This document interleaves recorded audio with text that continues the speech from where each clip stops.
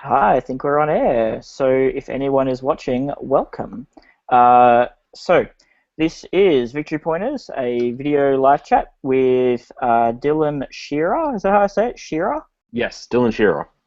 Dylan Shearer of Table Tyrant and Vault Games. And Jason Kotzer. Kotzer? I see. I'm so bad. I don't even know how to say your names. Is it Kotzer or Jason's Kotzia? fine. No, but okay, fine. Of Endgame It's Games. Kotzer. You Kotzer. just say it. You just say it like fine. Just roll straight through it. Kotzer. Okay, Kotzer. And I am Sly Robertson. Basically, we're going to be talking tonight about player motivation in game design, particularly board game design, tabletop game design. So if you are watching this live and not watching this from the future, then will you feel free to comment, and hopefully we see your comments, shoot us messages, and we will do our best to answer them. But I have to confess I am a little bit technically not so great tonight, so if I miss your messages, I apologize. All right, cool. So, hi guys. It's not like we've been talking for an hour already. We're just totally fresh and meeting each other for the first time. Not really, I'm lying. So, how are you guys anyway? I'm good, man. I'm good. Well, Wow, you're so how are you? so verbose. Yeah, I'm alright. I'm pretty good actually. A little bit tired tonight, so if I yawn, I'm sorry, but that's alright. Um, so first of all, I guess before we go into the deeper, meaningful questions, what's been happening in game design land for you guys lately? Anything interesting at all? Well, at Table Torrent, we've getting the final art ready for prototype printing for our new game, Smiths of Winterforge, which we're looking at hitting Kickstarter around September. Should have a date announced soon, and yeah, we just signed a new game that we're working on concept art and logo for that we'll be announcing on the Facebook page in the coming weeks. So, lots of stuff happening. Sounds great. Awesome. Jason, anything from you? I'm working on a couple of things, as I'm always working on a couple of things, but nothing that's really uh, at a point where I want to talk to people about it at the moment. Fair enough. Everything is still broken and terrible, but with promise. Hey, that's all of my games right up until they're like sent away. Then I'm like, oh, fine, they're done. Um, so yeah, no, that's fine. Yeah, cool. I like the fact that you're working on stuff. I look forward to seeing it. Um, is it just out of curiosity, more dice-based stuff, or are you going in a different direction? Um, I like the fact that you're working on stuff. I look forward to seeing it. Is it just out of curiosity, more dice? Wow, oh, so sorry, I had a technology. little bit of a lag there because I was just loading up the YouTube to have a look at the comments. Um, so no, some of it's dice based, some of it's not. It's funny that I'm now the dice guy. But yeah, one of it just happens to have dice. The other one I am trying to do more cards. Oh no, wait, they both have dice. They all have dice. I have a thing with dice. I was going to say, because every game Well, design of yours that I've seen so far has had dice. so yeah, the dice guy. Which is how you motivate players. Just throw dice at them. Do something. Mhm. Um, cool. Yeah, I'm working on stuff. Similar to Jason, I'm kind of always working.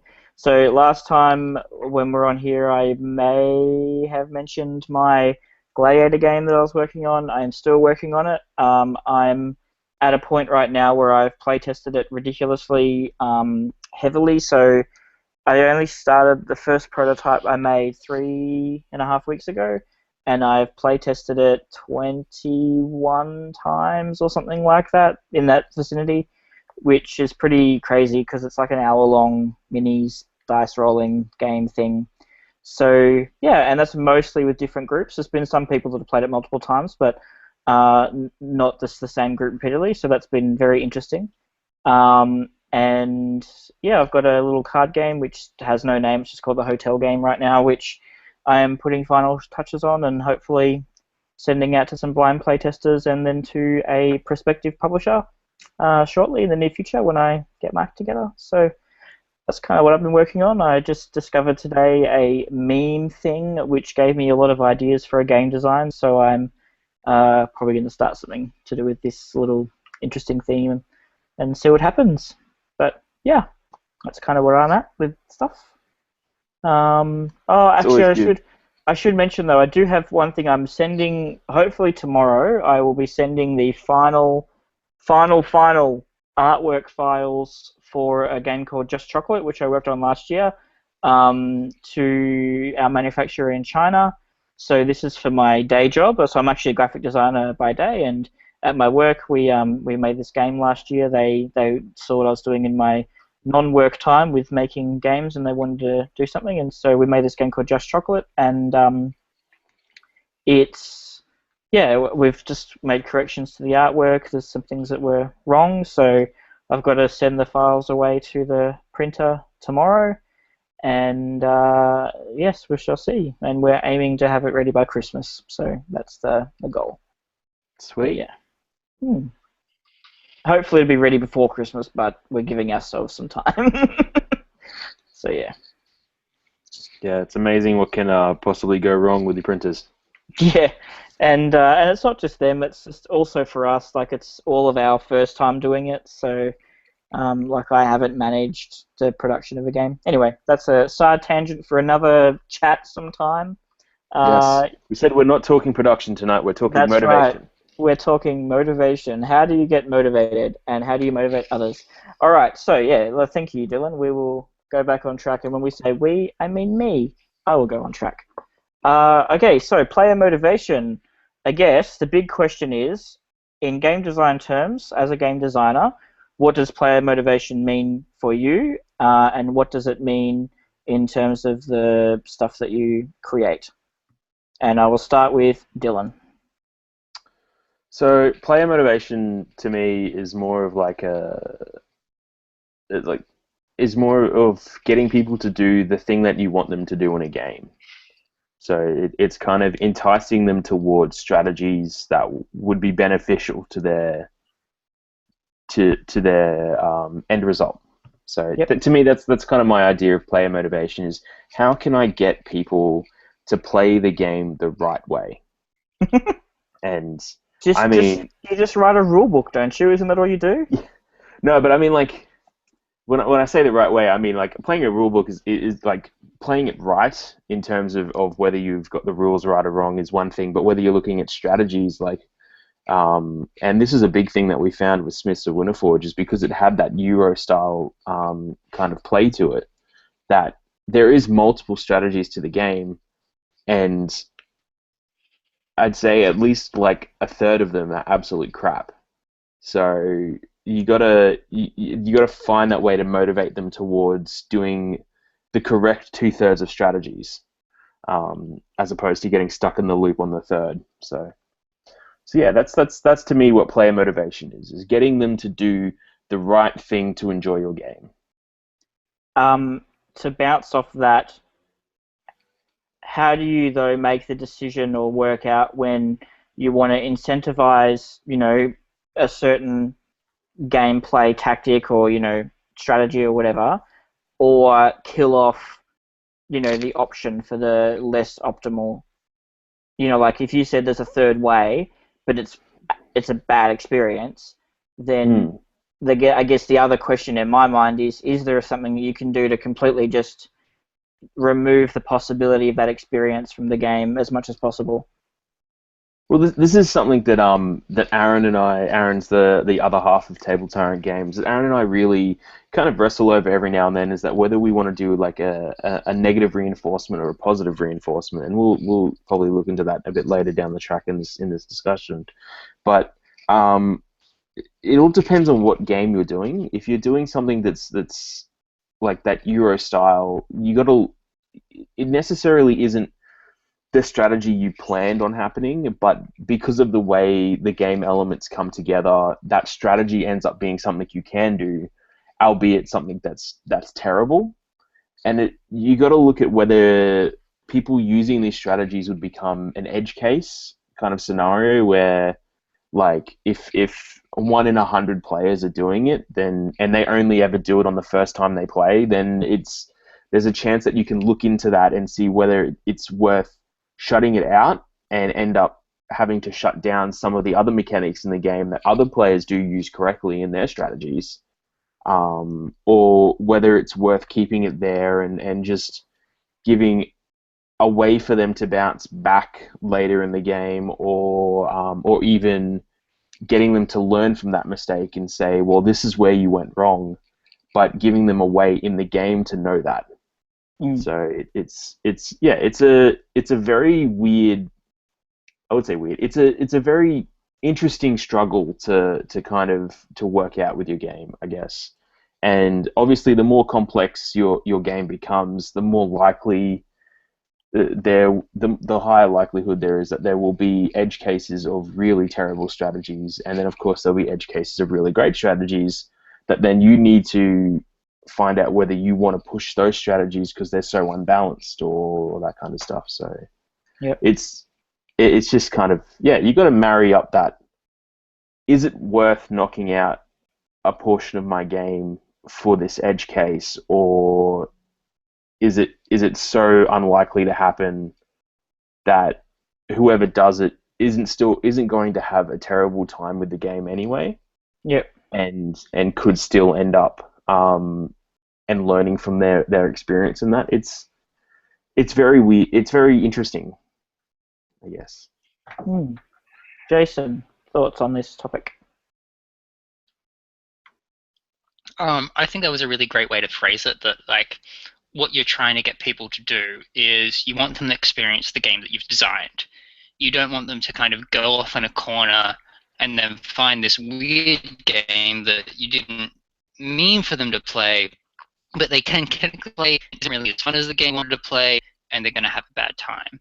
So you want to push them like towards like, this is the experience that I want, whether that's a strategic experience or a thematic experience or kind of whatever. So yeah, I think that's like a really good way to think about things, that what you are trying to do is you're trying to craft an experience, and you're trying to motivate players to play the game that you want to play, that you want them to play. As a corollary to that, like you have those, like whether you cut an element that may be bad in some circumstances, or you kind of leave it there but motivate players to do other things. I think one of the things that's hard in game design is that like you want players to always feel that they have choices. You want them to feel that like they are in charge of their own game, and so you really have to be careful with like cutting out all the things, because you might get in the situation where you've motivated players so much, you've cut so much that it ends up the game is playing them rather than they're actually playing and exploring the game. So it is definitely like a hard thing to deal with. No, I agree. It's definitely a balancing, act that you're trying to walk, or a tightrope you're trying to walk down. So let's just maybe talk about some examples of what player motivation could be or has been in games that you've designed or experienced. So for me, I guess I'll start off. I know sometimes with some of my recent games that there'll be a tactic. So for instance, okay, this Gladiator game that I mentioned, in one of the earlier prototypes, there was a strategy which developed, which basically was in round 1 and 2, you get into as much debt in the game, because in the game you can get loans and stuff to accumulate as much gold as possible. And then the game had a system where you could spend gold to buy points, and then you buy as many points as you can straight away in that first couple of rounds. Because what I'd done unintentionally, I was trying to incentivize buying points so much that I actually made it way too cheap. And so what happened was a couple of players cottoned onto this thing where it's like, oh, well, if I just go into massive amounts of debt now, I can buy all these points, negate the penalties from the debt, and then I'm fine. That in itself wasn't a big problem for me. Like, I'm okay with people discovering, ways of kind of, pushing the system. But the problem was it then became a situation where just everyone kind of had to do it to stay in the game. And then it's kind of like, well, that's no longer, it's just kind of, it was a bit just not very interesting.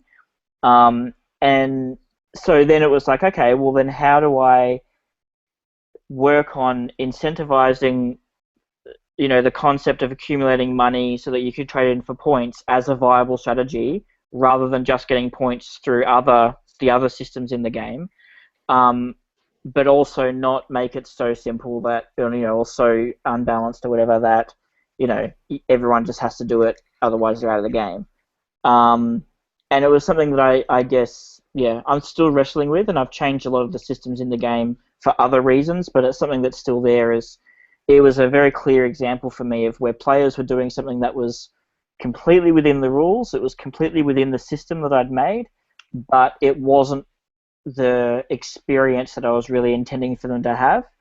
Um, Dylan or Jason, whoever wants to go, have you ever had something similar to that, either as a player or a designer?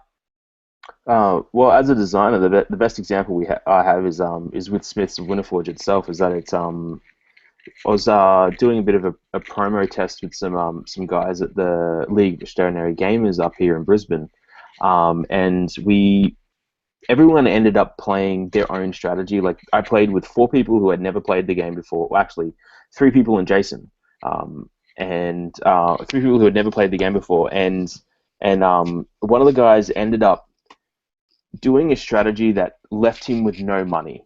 And the key about the game is you need money to buy components so that you can forge your contracts and get more money. So when you end up with no money, you end up on a bit of a problem. But the thing was that he saw that when it happened and went, oh, I've realized what I've done wrong now.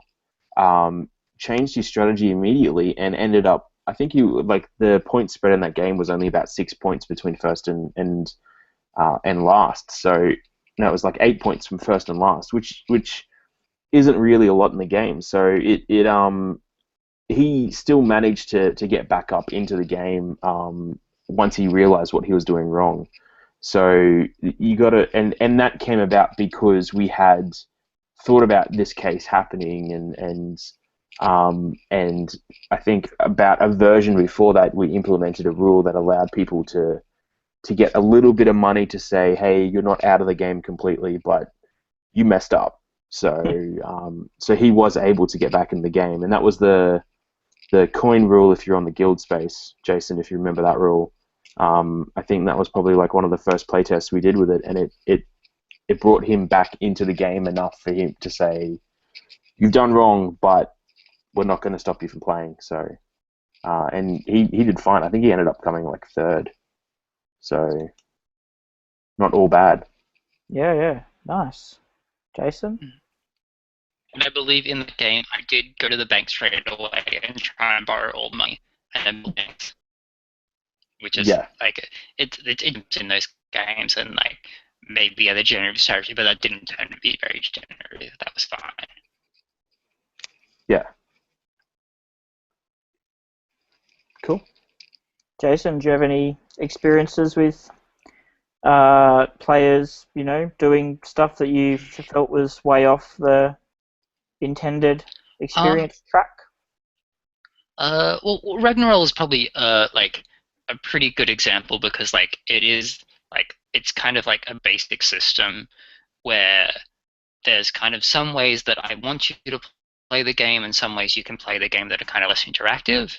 So like in any sort of kind of game with combat in it where you have a home base, you can stay on your home base, and if you stay in your home base and you don't interact with anyone and you win the game, that doesn't feel very good for any other player. Yep. Like it might feel kind of good for you, but it's not good for any other player. So like in kind of thinking about player motivation, like what I try and think is like, okay, what's the experience that this player is going to have? What's the experience that all other players are going to have? And how do I kind of, make them leave their house and actually interact with other players at the table? With Ragnarok, there was kind of those basic systems there and trying to work out, okay, if defense is too much, like what do I change to make defense less great, and what do I do to incentivize to make attacking really good? Yep. And there are those little bones where it's like, okay, and you see this in a lot of games that like it's always better to attack than to defend. It does change around occasionally, but like generally like attacking is more like an active action. You're actually doing things, so attacking will have like a little bit of a bonus. Or that like like the attacking, and this is in a several games, that like when you attack and you win, you get a bonus. When you defend and you win, you don't get a bonus. So there's just those little things like, do I want attacking to be good? Do I want defense to be good? If I want attacking to be good, let's give them the bonus. And I think for me, an early example of this as a player was in Risk, just normal original Risk, where the attacker has the opportunity, if they've got enough units in their territory, to roll 3 dice, whereas the defender can only ever roll 2. And yes, the defender can win ties if there's a tie, but the attacker having that extra dice is often really, even if mathematically it's not the biggest advantage, it feels good. It feels like a big advantage. And so, yeah, like I think that for me is an example of what you just said with the whole. It says it's better to try and get out and be a little bit aggressive or be a little bit expansionist in that game. Yeah. I had in terms of what you said about the Ragnarok thing, I have a similar thing where I had a playtester recently who felt like he played. So, by the way, the Gladiator game is called Ludus Victorious. That's just the name of it right now. So, he was playing this game, playing Ludus Victorious, and he felt like for nearly the whole game, I think he had 1 combat, maybe 2, very minimal combat, whereas everyone else was getting much more than that. And so he was just like, I didn't really play the game. And yet I think he came out getting second because of the way that the betting had worked and how much gold he'd won and been able to trade in for points and other stuff like that. And so it was interesting because I looked at it going, well, hang on, but you did really well score-wise. Like, your score was really good, but you feel like you didn't play the game. And so he felt like he didn't have a good experience in that regard. And it made me kind of go, yep, the score is only one metric or one way of kind of, seeing or that a player might use for satisfaction. That there's actually a lot of other things that go into it that aren't necessarily just on the score that we can use to help people feel like they're having a good time. And so in this case, for me, for this game, it's trying to make it more possible to be engaged in combat because that's a central part of the game. So, if it's too difficult to be in combat or it's too easy for people to not fight you, then, that probably opens up that possibility of a poor experience much wider than it needs to be. Especially if you're actively trying to, you're trying to be in combat, but it's not happening, then that's crappy. So yeah, I mean that's one thing I think that's happened. I mean, in a completely different sphere, this my other little game that's on the go right now, this hotel game, is a kind of abstract. Mostly the theme is there, but it's light card game or sort of tile laying game, where players basically are building a hotel and they're building it together, but it's purely competitive. So there's only going to be one winner at the end. But it's just they're basically like unhappy co-investors or builders in this building, and they're stuck with each other, but they're trying to outdo each other. And originally, with multiple versions of the game, every player had their own deck with their color cards. And so the idea was that it was very clear, how well someone was doing and where things were going, because you could look and go, oh, there's heaps of yellow in the hotel. We know yellow is doing very well. Like, it was very easy to figure out, even though the scoring wasn't quite that simple. And there may have been ways to still catch up and stuff. It always felt like people often would go, okay, I'm playing the game out, but I know I'm out of the game because I know I can't compete with that. And well, at least that's how they felt. So one of the big changes I made in one of the last iterations of it was I just actually mashed all of the decks together, changed the distribution of cards slightly, and completely changed the scoring so that now basically there's contracts that you can choose to acquire and you get some at the start. And if you complete those contracts throughout the game, then you get points. Or actually, if you have them completed at the end of the game, they're always just done at the end. But what it means is that now there's no color assigned to any specific person, so it's very unclear how well people are doing throughout the game. And so then it's harder to feel like you're out of the game, if that makes sense.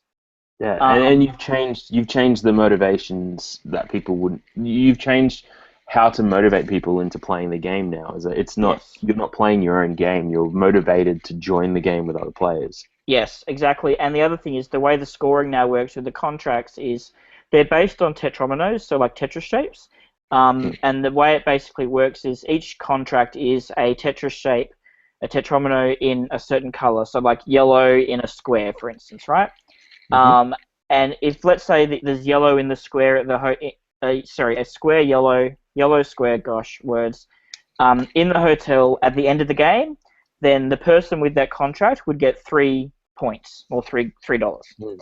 Um, but if you've got a contract for the same shape but in a different color, you still get a 1 point, $1. So it basically means that even if it's not your color, it's still okay. And sometimes you kind of let people keep their shapes, even though you're pretty certain it's going to help them, because it actually helps you as well. Because you might be like, oh, I'm never going to get the blue square. That's just not going to happen this game. But there's a yellow square out, so I'm not losing any points. Because if your shape's not there at all, you'll lose $1. You lose 1 point. So it's kind of a minor penalty. So basically, it's just like, cool, I'll actually let you have that yellow square because it sort of helps me as well. And so it's sort of that's the kind of thinking for me with those changes was, yeah, to help people feel much more involved and invested in it. And it sort of has a cooperative vibe to it, even though the game never sets itself up to be a cooperative game. It's just that you are all building the same hotel, if that makes sense. But you can totally mess with people. Like it's a bit of a take that element to it. Anyway, so yeah, I just talked for a long time. And Dylan or Jason, comments, thoughts, responses?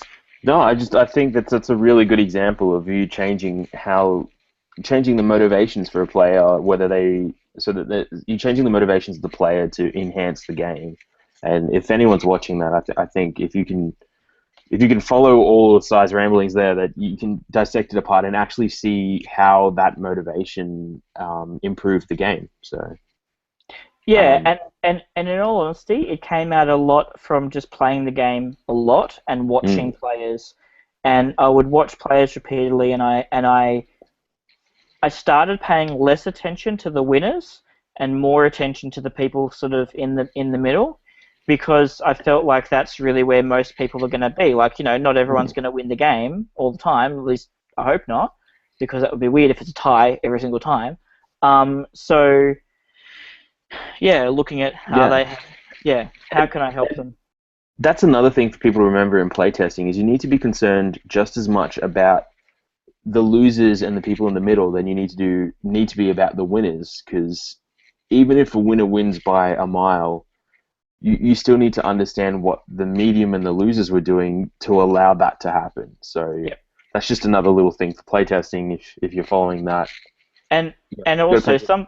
sometimes we unintentionally as designers create what's commonly called king making, Mm, strategies or abilities. And I play tested a game of a friend of mine a while ago, a few months ago in December, and I got a bit tired. It was like midnight. It was late at night at a convention, and we were play testing it with some other people. And I hadn't really paid attention exactly to the fact that by me doing what I did, the person after me was guaranteed to get, points, mm, complete this card.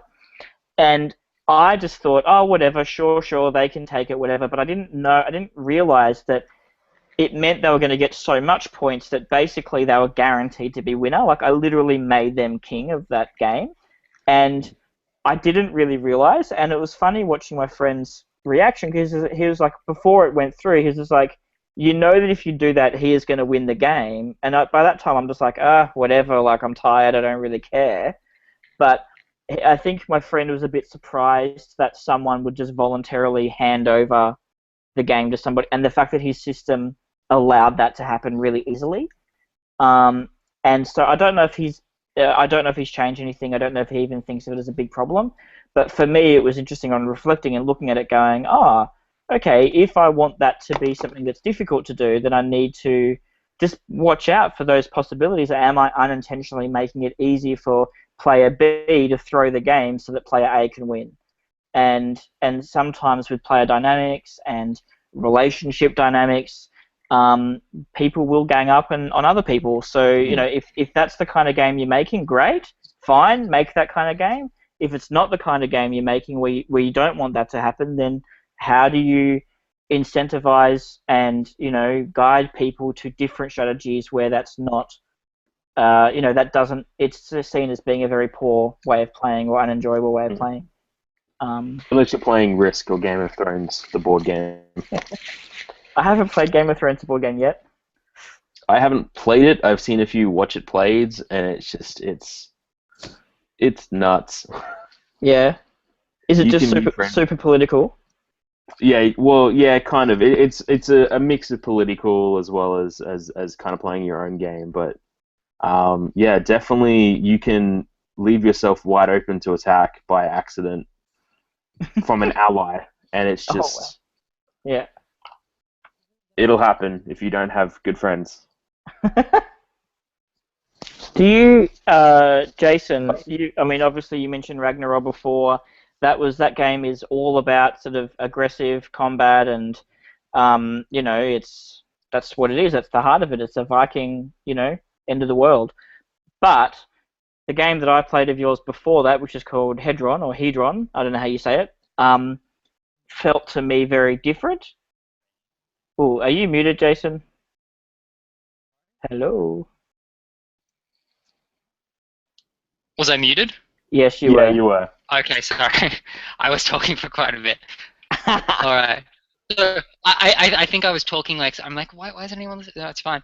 Yeah, Hedron. It doesn't matter. It doesn't matter. What were you saying? Sorry, Si?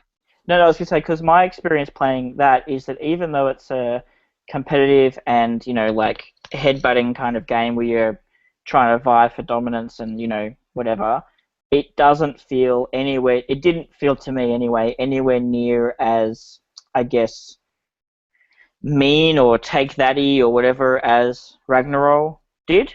It felt a bit more kind of strategic and tactical, and like the positioning was really important, and the timing of when do I sacrifice this dice in order to help another dice later on or whatever.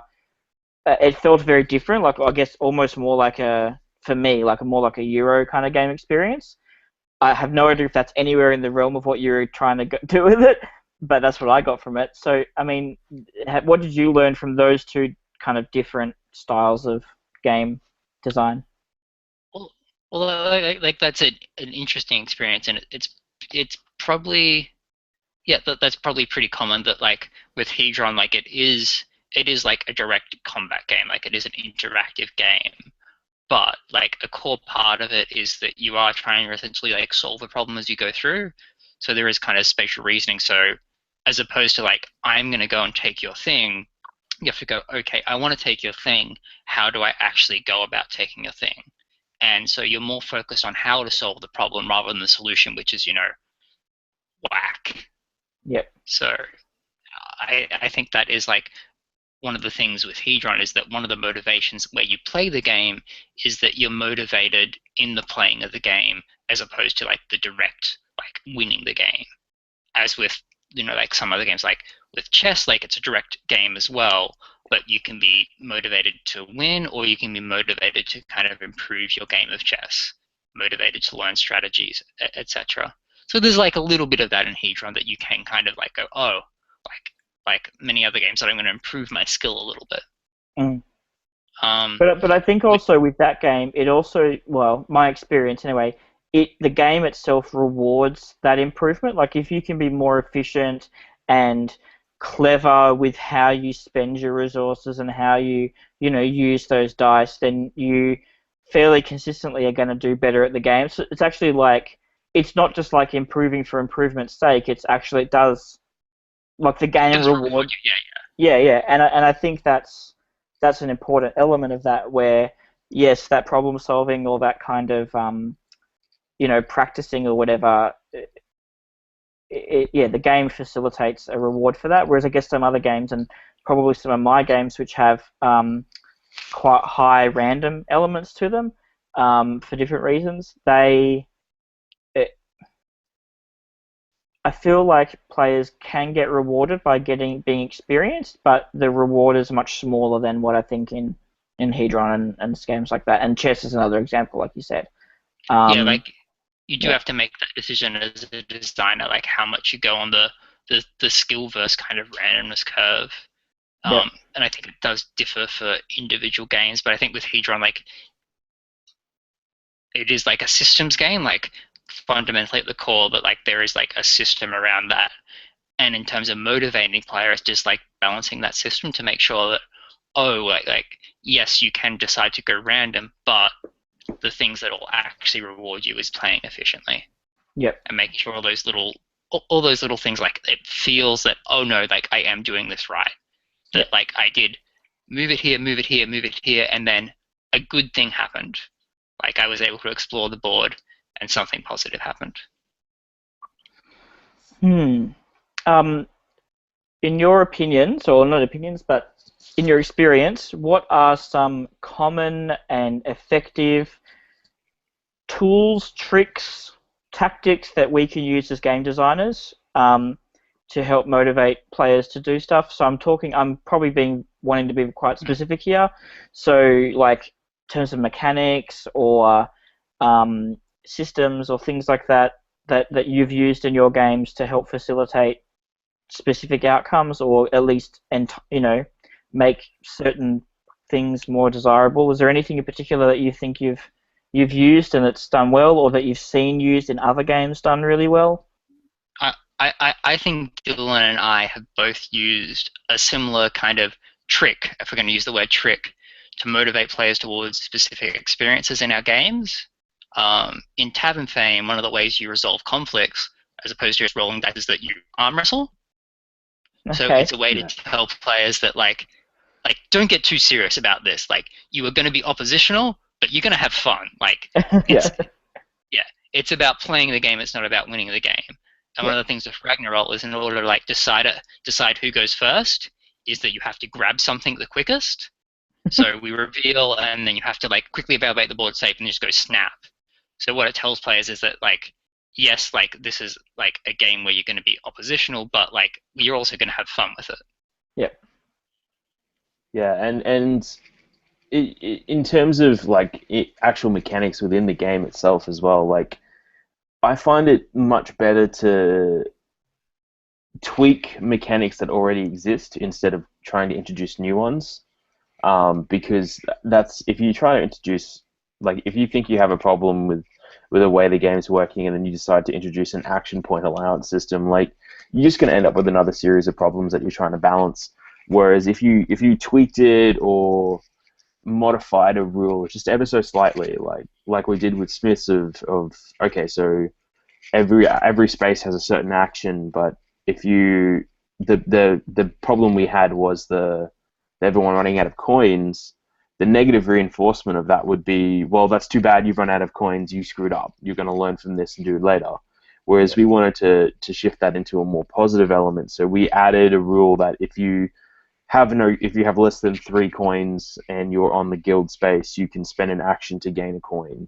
Just Yeah. so that we introduced an element to the game that isn't necessarily a whole new mechanic, but just kind of tweaks the game enough to take the edge off a negative reinforcement, to turn it into well, it's okay, let's work through this, instead of no, you messed up. So you just got to have that idea. You got to have that idea that you don't want your players to be pissed at you. Yeah, and I think, and I agree, and even in so recently I play tested Aaron Lim's giant snail will not Giant snail will prevail. not prevail. Yeah, so we played it at Incubator just last Friday. And for those who don't know, by the way, today is May 4th, 4th of May, when we're here. So it's why I'm wearing a Star Wars shirt, because it's Star Wars Day. Anyway, oh, nice. That's awesome. So basically, in Giant Snail, Aaron had an issue with some of the early iterations where if you ran out of workers, um, then basically you had to completely waste an entire turn um, in order to get an extra worker. Um, Mm. and it just felt kind of crappy. You're kind of wasting your go, and other people are doing stuff, and like it just wasn't that nice. In the last version, he's actually introduced a thing where basically, um, how did he do it? You can return a worker from the board, basically. So you take one of your active workers off, return it to your pool, and if you do that, and you can do it once per kind of round or once per turn, then you get an extra worker. So what that meant is that then you've actually got two workers for next time that are ready to Mm. be deployed and do stuff. And I've no idea if he's going to keep it or if he's happy with it, but I know for me as a player, I was like, wow, that was a much better experience for me to try and get Yeah. workers doing that way than having to skip a whole thing, because it meant that I felt like I was in control. I felt like I was. It was a decision. It's like, okay, is this the right time and the right worker to move from that spot? Like, do I really need that spot anymore? No, cool. I'll take it off. I'll get another worker. I'll be set up for next turn. Like that. I felt like that was a good way of dealing with that similar issue to what you mentioned with the coins. So Yeah.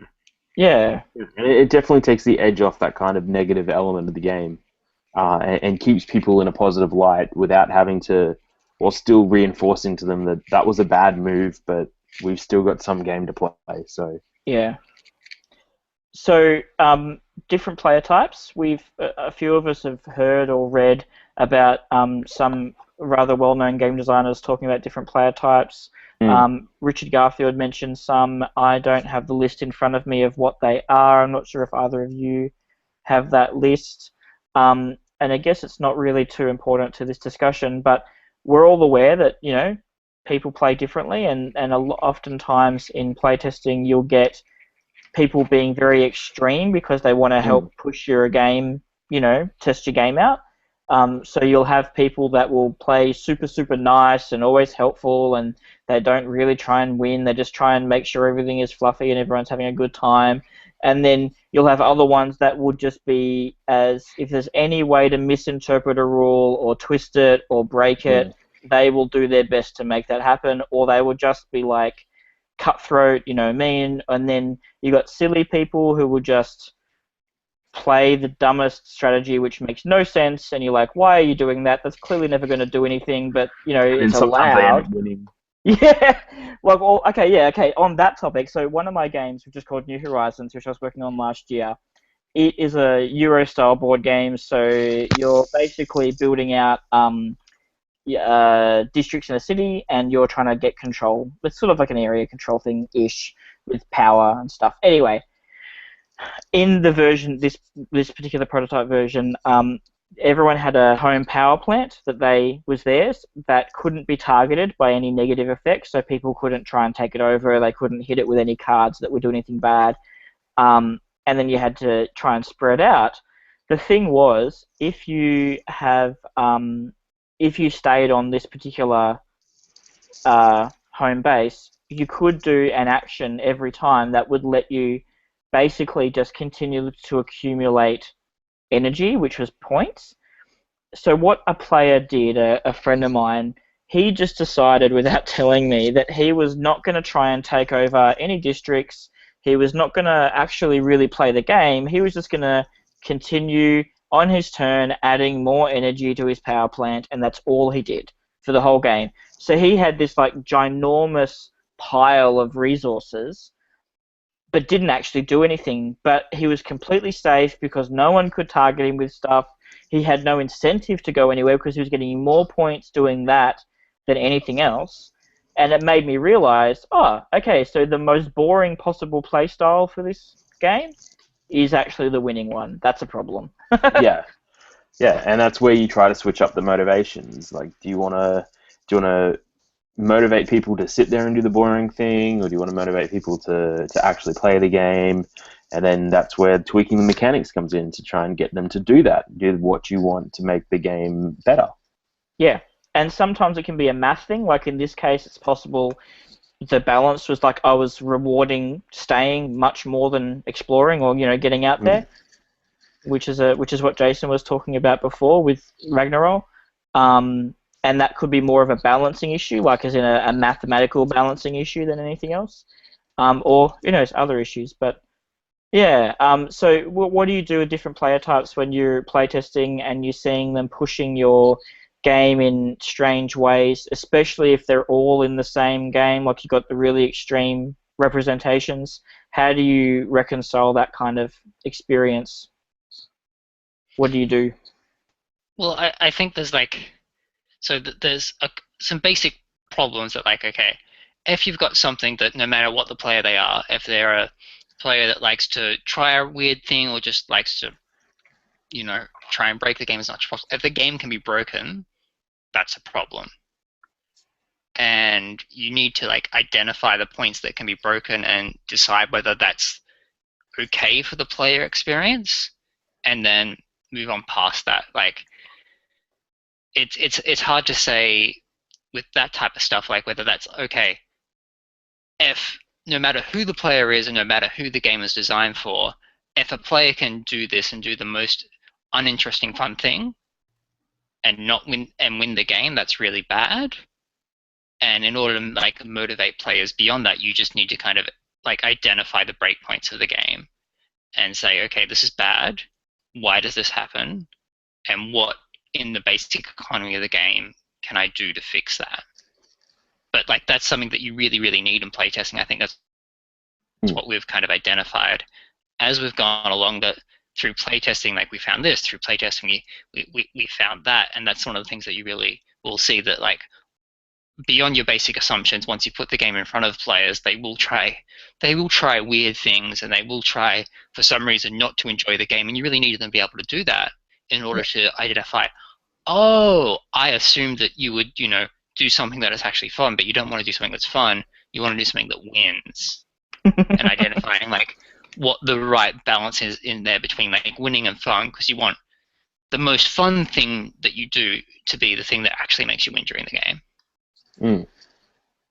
And I mean, one thing I think is also, as a flip side of that, as another side to that coin, is sometimes if players are very invested in the theme, then they will do things that are thematically appropriate, but maybe not strategically or points-wise appropriate or good. So, like using this gladiator game as an example, some people just really got into the spirit and they were just like, yes, I am controlling these gladiators and they're doing this, and they would go to do moves and be like, oh, how come you're doing that when, that's not really the best move? And they're like, because I'm a gladiator and this is what I would do. I don't care what the score is, I don't care what the outcome is.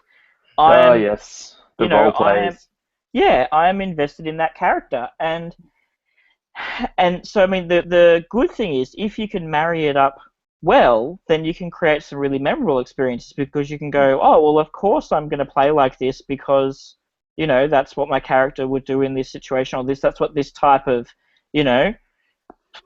person would do in this situation. But sometimes it might also be something that can create maybe if you haven't allowed for it, it can be a less enjoyable experience.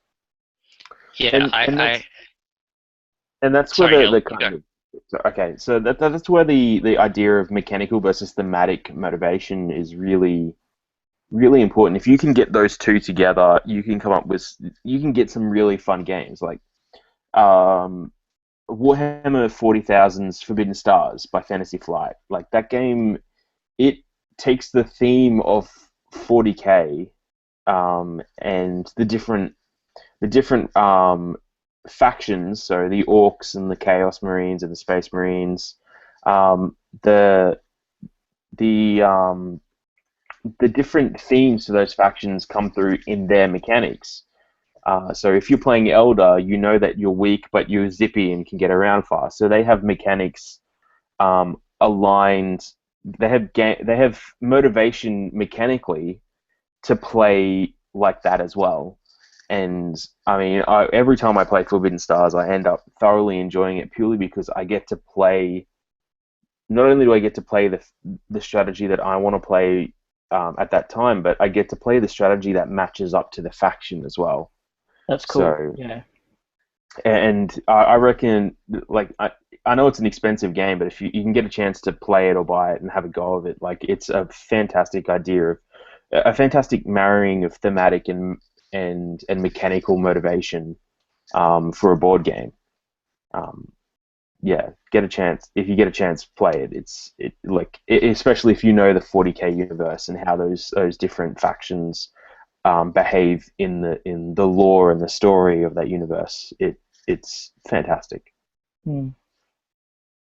Yeah, like I think like thematic and mechanic, like when it works really well, like ultimately like it makes you feel like a cool guy. You are like, oh, I like this is the story of the game and this is how it works, but this is also how the system and the economy and the points of the game actually work. That it feels like I do that thing. Like I know in Ragnarok, like in lots and lots of playtests, and generally, I think game designers tend to do this, like because like it's like a heavy Viking theme, and although there's like this post-apocalyptic narrative where like you're going to try and survive as long as possible, there's always one guy like in the first round of the game they'll just like go, I'm gonna not defend it all and just raid all out. Like there's always that one guy who's like, I want to do this, and so like when someone does that and it seems like they want to do that and it seems like that's a fun thing they should be able to do, like you have to make that really hard decision where it's like that might kind of break the game a little bit, but if that's the coolest thing in the game, how do I make it like not so punishing? How do I actually make that part of the system? Yeah, and I think that's also one of the things about playtesting that I'm definitely learning the more I do it is sometimes the things that I think are going to be the most fun aren't the most fun. Like sometimes players will show me through playtesting the bits of the game that are kind of universally more enjoyable than maybe what I originally thought was going to be, and then it gives me that decision of, oh, okay, do I now focus on this thing and maximize that, or do I keep to my original vision and figure out a way to make that just more fun, more interesting? But sometimes I've learned a lot by looking at players and just going, oh, you love doing that? Okay, cool. We'll gear the game towards that outcome or that that action and see what happens. And sometimes it's the best thing. So yeah.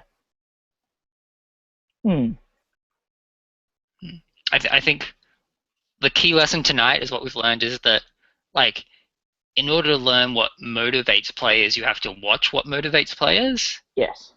Like And if you see like, oh, a player is being motivated towards this, understanding why they do it, and sometimes they'll do it because they think this is the tricky way to win, and sometimes they'll do it because they think this is the funnest thing that the game tells them to do.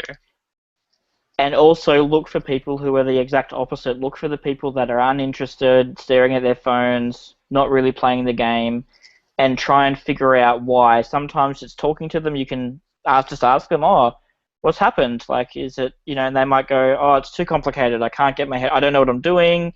I can't figure out a strategy. I have no idea what my pieces are supposed to do.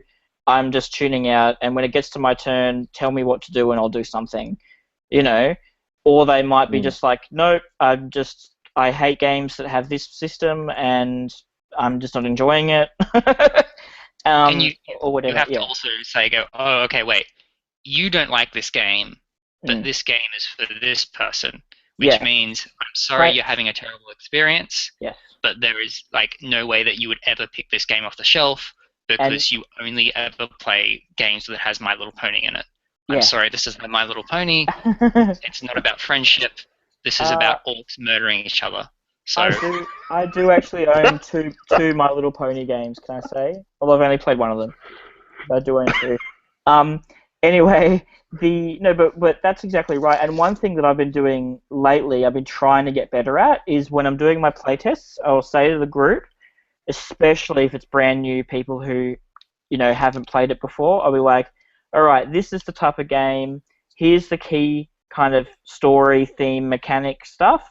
If any of that just doesn't feel like your bag, then it's okay. You don't have to play. Like it's fine for you to go and play something else somewhere. Like go to another table and have a good time.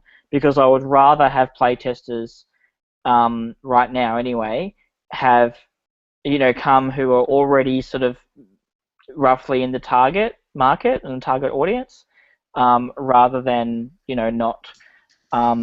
Maybe when the game is further refined and is nearing the end, I might be a bit more like, all right, I want people who it's not normally their cup of tea to try Yeah, out. that's definitely But something you yeah, should look into. So is that when you get to that point where you're no longer making vast changes to the game, you definitely should get it out to people that aren't your target market, purely because people have friends that aren't your target market, yeah. and you want them to play your game as well. But Otherwise, you end up no, you go. just um, you end up. I'm trying to word this right. You end up with a game that has a very particular set of people that'll play, Yeah, and that means that your game will only get played when that set of people are together. Whereas if yeah, you can find out how to make your game go from die hard only this type to um, this first type really loving the game but still boosting up everyone else's types enough to yeah. make it playable for them, then you have a great And game on your hands that and one that of can the be things marketed to anyone. you also get though unexpected outcomes. So I've got a card drafting game which is with Rule and Make right now. So it's called Parent Prestige. Currently, we've been playtesting it and stuff a lot, and yeah. Anyway, it's with them for development. One of the things in December last year, I took the game to MeepleCon, which is a convention down here, about 300 gamers, and a Mhm. lot of kind of Euro gamers and heavier gamers kind of at this convention. And so I play tested it with a bunch of them, and I got some people who I knew were much more into like Stefan Feld and like these kind of very complicated, intricate systems, or things that were like not what this card Mm. drafting set collection game was about. And the weird thing was that some of these people who that's their favorite, like they don't really go for these lighter games, they absolutely had a ball with this game. And I was just Mm. like, okay, maybe there's more here that I was missing in terms of they were getting, because I mean, the game does have a bit of strategy to it, but it's also very accessible. So they were getting out of it an experience that they found really enjoyable that I wasn't expecting. Like, I thought they were going to come and go, yeah, it's nice, but it's not our cup of tea. Like, Mm. but they were just like, emailing me like, oh, can we get a print and play, and we want to show our friends and blah blah blah, and I was just like, wow, that was really unexpected. Like I did not imagine that would happen with this game and that audience. Mm. And so that's I think another reason why when you feel like your game is in a position in a kind of more solid form, then yeah, I'm totally pro wide playtesting. I'm not at all saying you shouldn't do Mm. that, but I think for me, like when I was talking about the thing, it's like it's because particularly this Gladiator game, it's still very early in development. It really hasn't itself identified what it's about properly. Like I'm still struggling to articulate, its core. And so to have people come and play it now who would probably be never interested in playing it ever anyway, I just think it's going to create a bad situation for them and for me. Like it's just not going to be positive. So that's why I try and word people up. But I have had some people who aren't normally dice rolling combat minis people, and they've kind of gone, yeah, we'll give it a go, and then they've gone, oh wow, that was actually really enjoyable. And I'm like, oh cool, that's good. I'm glad you liked it. So you never know. Yeah, Cool. it is a hard thing when you're playtesting, like when someone's like, you're out there, you're playtesting, you're trying to find a group, and it's like, oh, I'll play this game.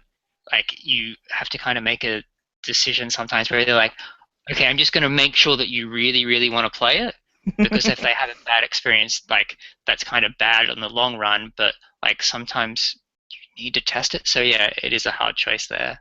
And I've also one thing I'm acutely aware of is context for playtesting. So Yeah, if you're playtesting, like I said, I was playtesting some games at this MeepleCon, which is just a regular board gamer yeah, convention. those people aren't coming primarily to play test games. They're coming to play games that they love with people who they, are friends with. So I Yeah.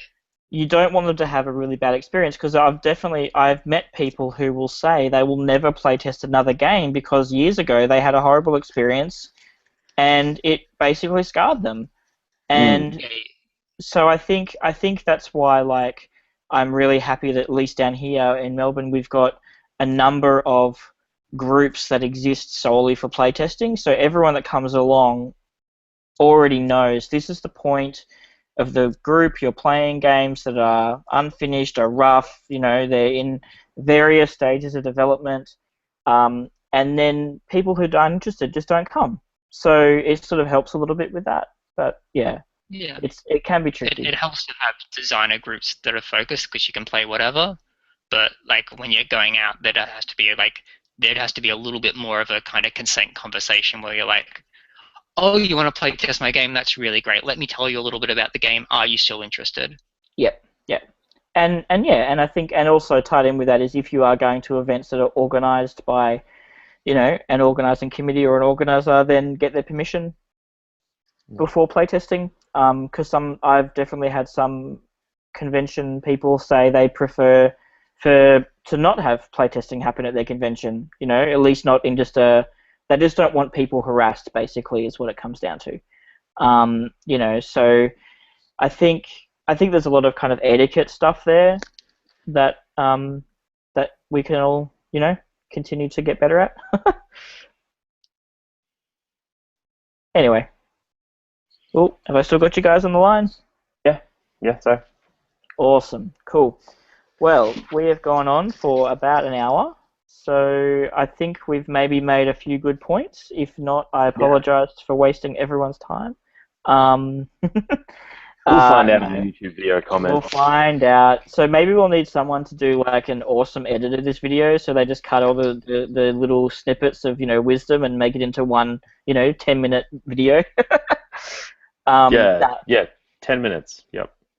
The key point is like watch people play and work out Yeah, why they are absolutely. motivated and what you Yeah, can and do. I think I agree. I agree with you on that. I think just watching people play, and that also means, as much as possible, don't be playing the game that you're playtesting when it's being played. Like, be an observer.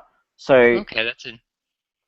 yeah, because for me, I can't. If I'm in the middle of playing the game, it's way harder to properly just watch the players because I'm trying to figure out my own strategy. But also, when I'm playing the game, sometimes I will deliberately make stupid moves because I'm trying to give someone else a better experience, and I'm not really playing the game properly. Like, I'm not playing it as I would just if I was a normal player. I So I think for me, yeah, I try as much as possible now to just watch, and then I can be there. I can answer questions if people have questions with rules or whatever. But it also means that I can just be observant and kind of go, what's happening at these different stages? Is there something that needs to be addressed? Yeah.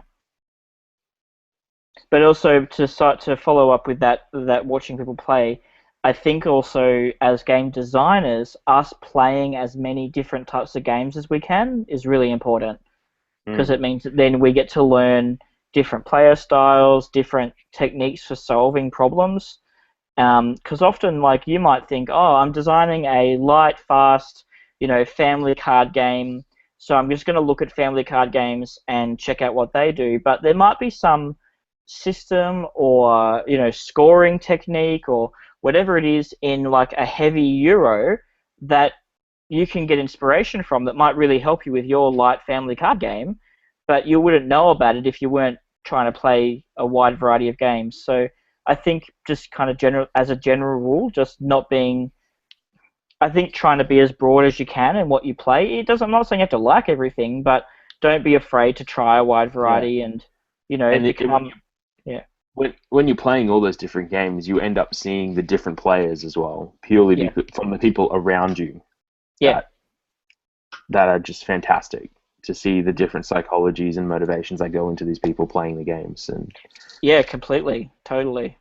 Cool. All right. Well, we'll now actually wrap up. So you guys. Oh, Yeah. is there anywhere that people can find / follow you guys online? Do you have website, social media, anything like that? Yeah, sure. So if people want to follow Table Tyrant Games, we have a Facebook page, and of course there's tabletyrantgames.com.au that has our blog, as well as we'll be releasing print and plays on there. And if you just want to follow me for my random ramblings when I'm on Twitter, it's at all of the D. Nice. Thank you, Jason. I'm Endgame Games on most of the places. You can find me Endgame Games on Facebook, endgamegames.com. I'm at Endgame Games on Twitter and Instagram. Twitter is a little bit more games focused, whereas Instagram is more pictures of my dogs. Hey, that's still cool. It really is. Nah, I like it. Yeah, so for me, you can just go to Cylon.com, SYELON.com. That's got links to all of my social media and stuff. My Twitter feed is relatively game focused, but I do post a lot of selfies, so just be prepared for that. That's what it is. So yeah, obviously this has been Victory Pointers, and we are part of the Action Points Podcast Network, so you can look us up at actionpointspodcast.com. I probably should actually know this off by heart, shouldn't I? And it might be even the Action Points. I'm going to look it up right now because I am Google Action Points Podcast. Yeah, I am. So it is the actionpointspodcast.com.